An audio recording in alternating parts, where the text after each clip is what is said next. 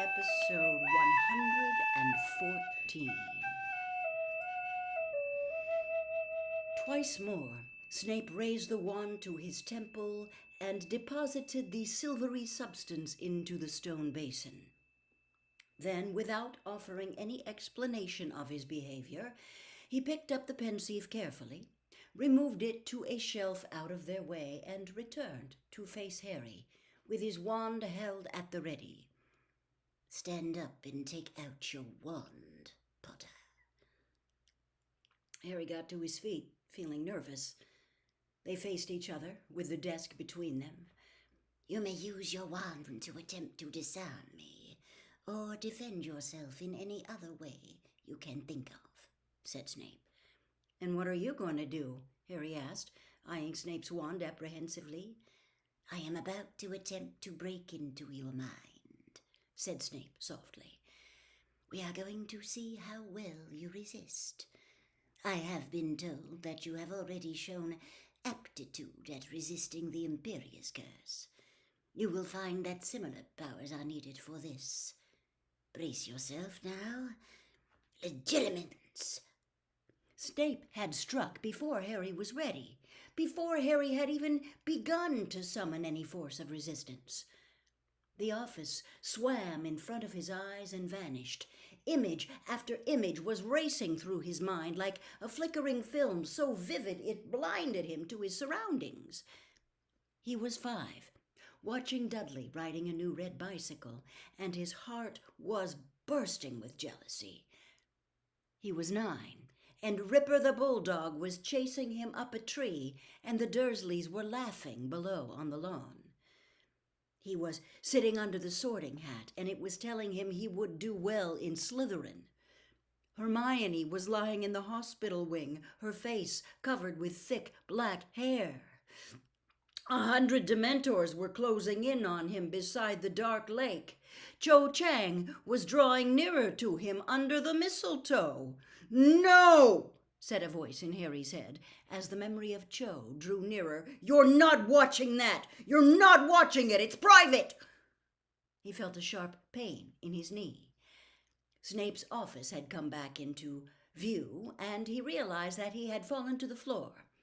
One of his knees had collided painfully with the leg of Snape's desk. He looked up at Snape, who had lowered his wand and was rubbing his wrist. There was an angry wheal there, like a scorch mark. "Did you mean to produce a stinging hex?" asked Snape coolly. "No," said Harry bitterly, getting up from the floor. "I thought not," said Snape contemptuously. "You let me get in too far. You lost control." "Did you see everything I saw?" Harry asked, unsure whether he wanted to hear the answer. "Flashes of it," said Snape, his lip curling. "To whom did the dog belong?" "My Aunt March," Harry muttered, hating Snape. "Well, for a first attempt that was not as poor as it might have been," said Snape, raising his wand once more. "You managed to stop me eventually, though you wasted time and energy shouting. You must remain focused. Repel me with your brain, and you will not need to resort to your wand." "I'm trying," said Harry angrily, "but you're not telling me how." "Manners, Potter," said Snape dangerously. "Now, I want you to close your eyes." Harry threw him a filthy look before doing as he was told. He did not like the idea of standing there with his eyes shut while Snape faced him carrying a wand. "Clear your mind, Potter," said Snape's cold voice. "Let go of all emotion." But Harry's anger at Snape continued to pound through his veins like venom. Let go of his anger? He could as easily detach his legs. "You're not doing it, Potter. You will need more discipline than this. Focus now." Harry tried to empty his mind, tried not to think or remember or feel. "Let's go again. on the count of 3. 1, 2, 3, legilimens. A great black dragon was rearing in front of him. His father and mother were waving at him out of an enchanted mirror. Cedric Diggory was lying on the ground with blank eyes staring at him. No! He was on his knees again, his face buried in his hands, his brain aching as though someone had been trying to pull it from his skull. "Get up," said Snape sharply. "Get up. You are not trying. You are making no effort. You are allowing me access to memories you fear, handing me weapons." Harry stood up again, his heart thumping wildly as though he had really just seen Cedric dead in the graveyard. Snape looked paler than usual and angrier, though not nearly as angry as Harry was. "I am making an effort," he said through clenched teeth. "I told you to empty yourself of emotion." "Yeah? Well, I'm finding that hard at the moment," Harry snarled. "Then you will find yourself easy prey for the Dark Lord," said Snape savagely. "Fools who wear their hearts proudly on their sleeves, who cannot control their emotions, who wallow in sad memories and allow themselves to be provoked this easily. Weak people, in other words. They stand no chance against his powers. He will penetrate your mind with absurd ease, Potter." "I am not weak," said Harry in a low voice, fury now pumping through him so that he thought he might attack Snape in a moment. "Then prove it. Master yourself," spat Snape. "Control your anger. Discipline your mind. We shall try again. Get ready now. Legilimens." He was watching Uncle Vernon hammering the letterbox shut. 100 Dementors were drifting across the lake in the grounds toward him.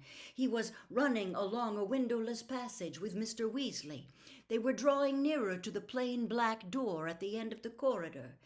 Harry expected to go through it, but Mr. Weasley led him off to the left, down a flight of stone steps. "I know! I know!"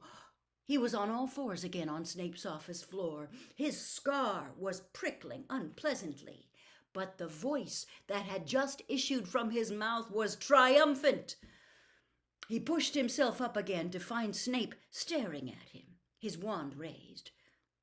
It looked as though this time Snape had lifted the spell before Harry had even tried to fight back. "What happened then, Potter?" he asked, eyeing Harry intently. I remembered," Harry panted. "I've just realized." "Realized what?"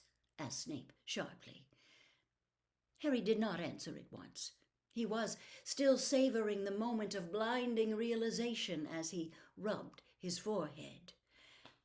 He had been dreaming about a windowless corridor ending in a locked door for months, without once realizing that it was a real place.